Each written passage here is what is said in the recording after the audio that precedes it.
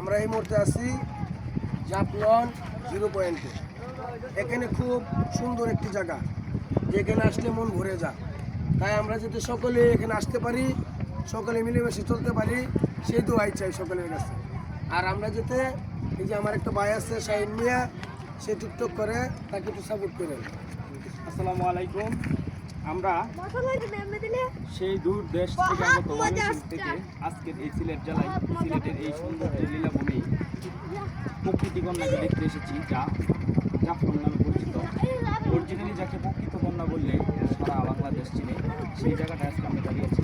এখানে আমরা এসে এই আনন্দটা উপভোগ করলাম। আমি মনে করি বা আমরা সবাই মনে করি আপনারা সবাই আসবেন, এই আনন্দটা আপনারা উপভোগ করবেন এবং সকলকে আসার জন্য আমিও বলবো। এবং কারণ এখানে আসলে সত্যি মন সুন্দর হয়ে যাবে। কারো মনে যদি কোনো দুঃখ কষ্ট থাকে, অবশ্যই পাহাড়ি কন্যার সাথে এসে প্রকৃতি কন্যার সাথে এসে আপনার সুখ দুঃখের কথা বলে মনের দুঃখকে বিলুপ্ত ঘোষণা করবেন। ধন্যবাদ সকলকে, সকলের পাশে থাকবেন, সবার জন্য শুভকামনা করবেন।